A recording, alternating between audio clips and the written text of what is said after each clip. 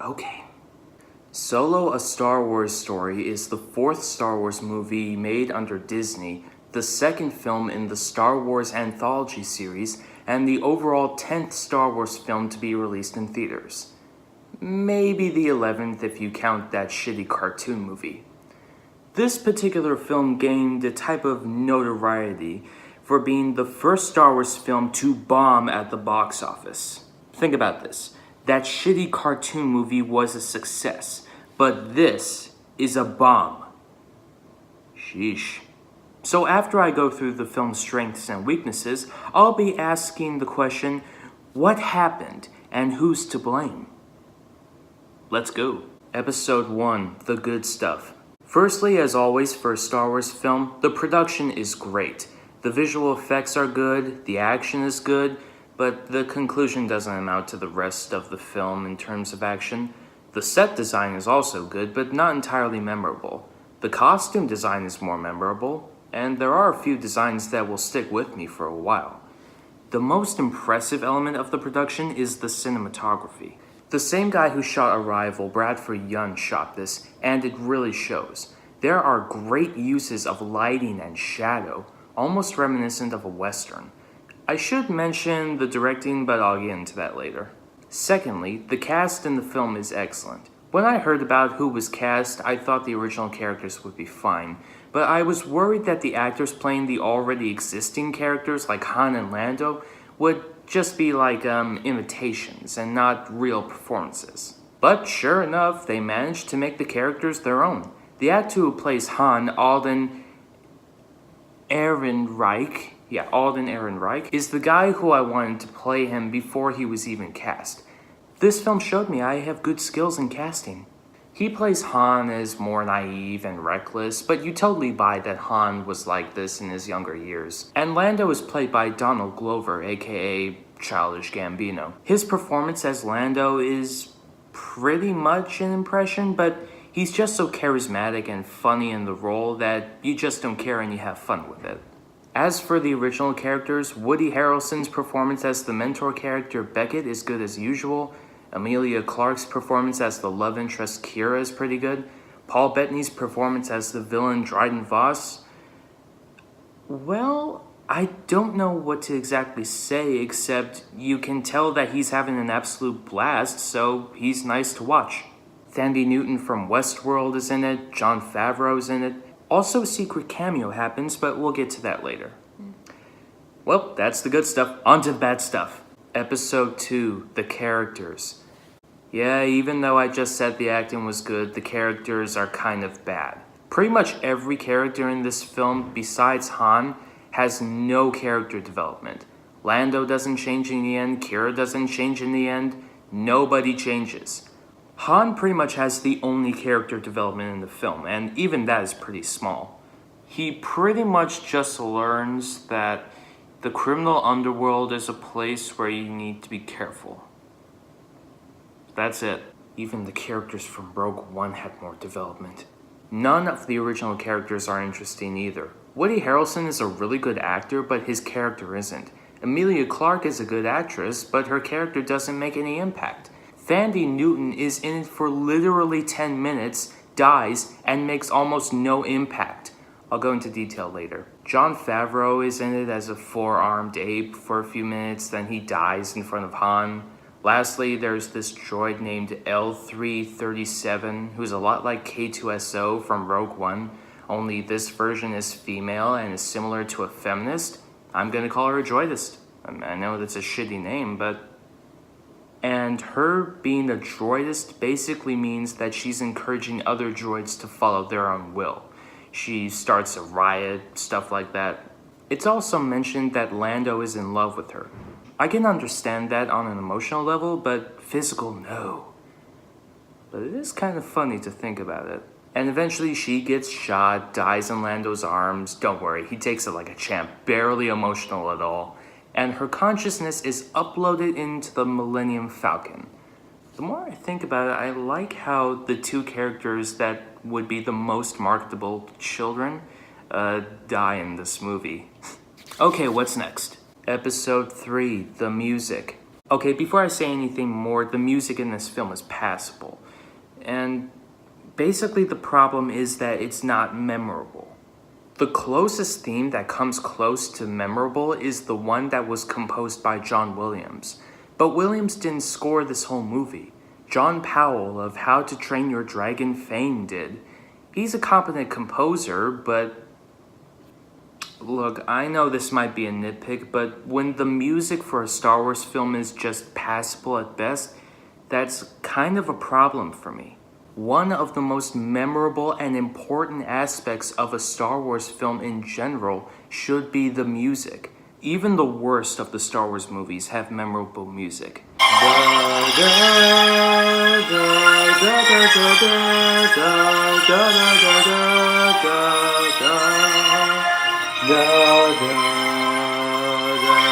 If someone makes the excuse that only Williams can make a successful Star Wars soundtrack and no one else can, I encourage you to listen to the Rogue One soundtrack.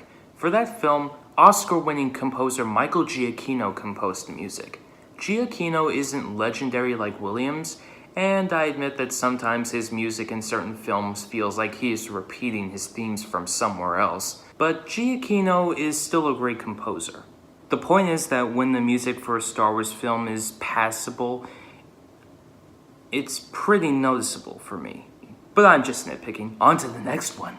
Episode 4, the writing/story. I kind of feel bad for criticizing the writing.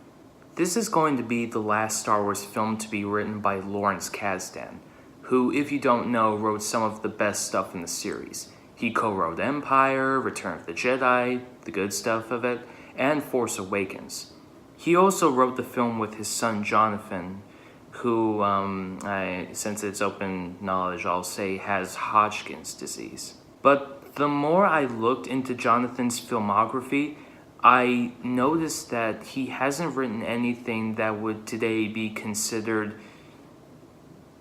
good, except for an episode of Freaks and Geeks, apparently. So I'm guessing that all the lesser qualities of this film came from Jonathan and all the best came from Lawrence. I could be wrong though. That being said, the writing is kind of a mess. I noticed from literally the first minute, after it says a long time ago in a galaxy far, far away, the same text is used to explain the world building, basically what the opening crawl is used for. It's very weird because it just doesn't feel right. The story itself is very predictable. I'm going to make an example by comparing Solo with Rogue One. Rogue One is a Star Wars movie that focuses on original characters. We've never seen them before, so we have no idea what's going to happen to them. It makes any viewer who ends up liking them end up on the end of their seat. Solo is literally about Han Solo, who is a major character in 4 Star Wars movies. There is literally no suspense because we know that Han and Lando and Chewbacca... Oh my god, I forgot Chewbacca. Chewbacca is one of the best parts of this movie. The way he and Han are introduced to each other is probably the best moment in the film. It's funny, exciting, and just straight up awesome to watch. He actually does have a moment of character development where he comes across enslaved Wookiees and he ultimately chooses to stay with Han after freeing them. And it's a nice moment that really emphasizes just how strong his friendship and loyalty to Han has grown. And it's also nice to see how Han reciprocates that friendship.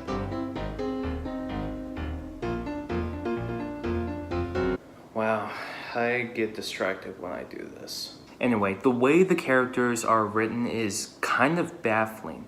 I mentioned how Thandie Newton died after 10 minutes of screen time.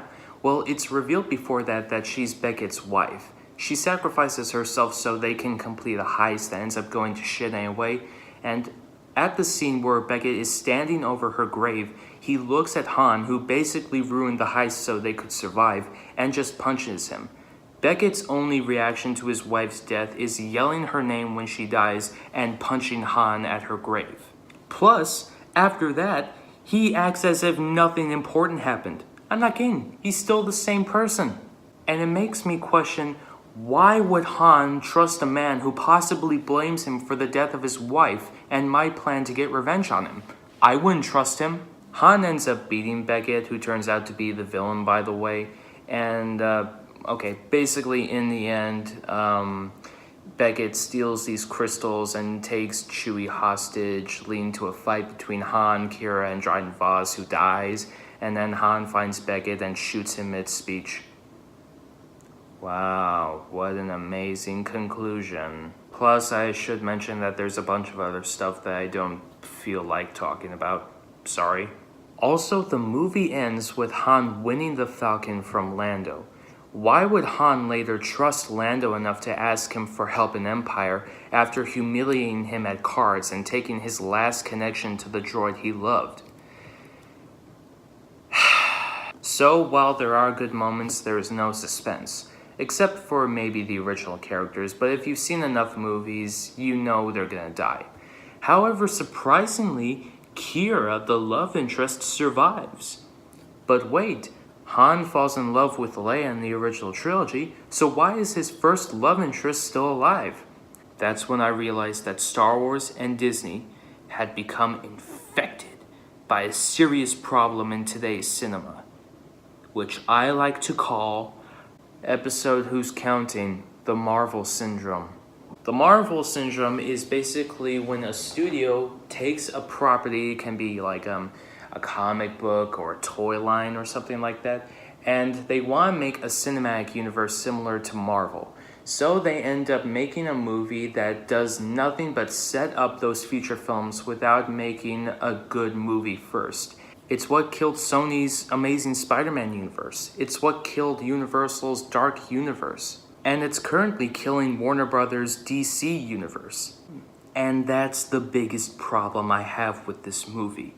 It's called literally Solo, a Star Wars story, meaning that it's supposed to be a single standalone movie, and it ends with a setup for even more Han Solo movies and even a Lando movie.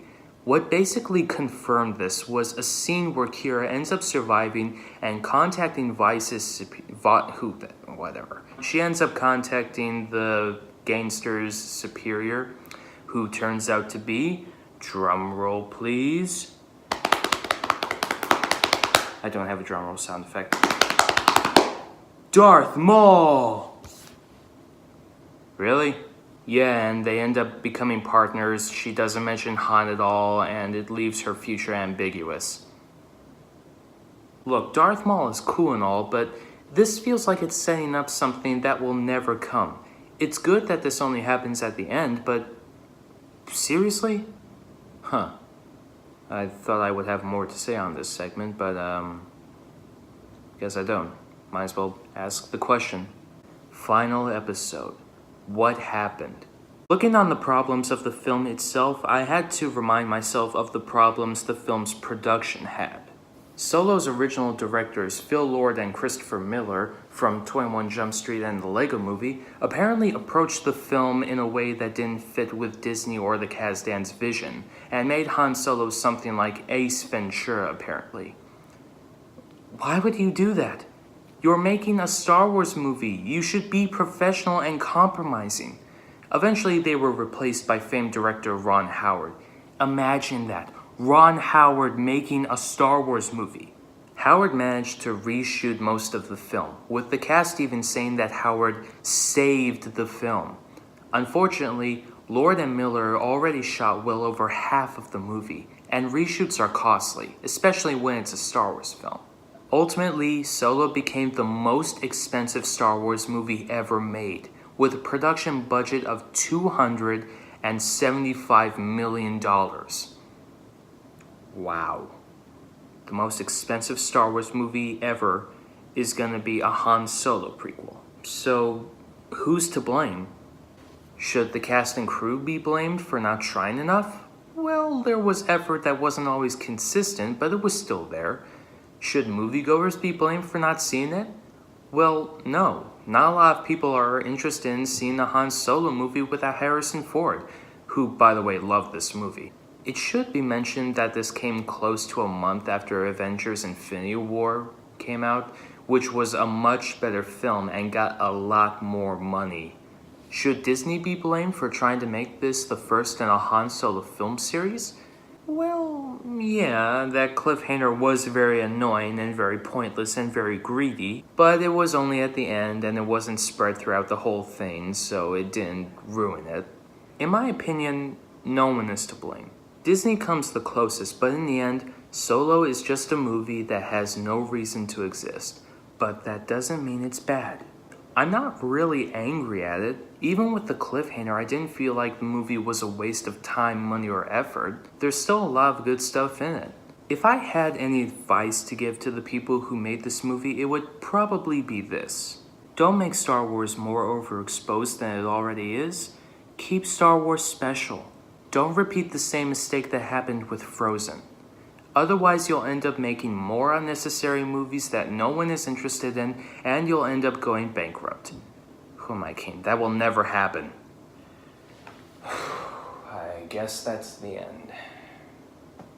I'm not sure what to do now.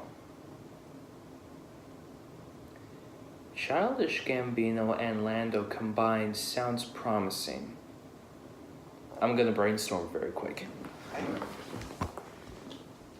This is Cloud City. Don't catch me blasting ya. Don't catch me blasting ya. Look, I got robots, yeah. This is Cloud City. Yeah, I got This is Cloud City. Don't catch me blasting you. Don't catch me blasting ya. Don't catch me blasting ya. Look, I got robots, yeah. Maybe I should end yeah at the end of Cloud City. This is Cloud City, yeah. Forget it.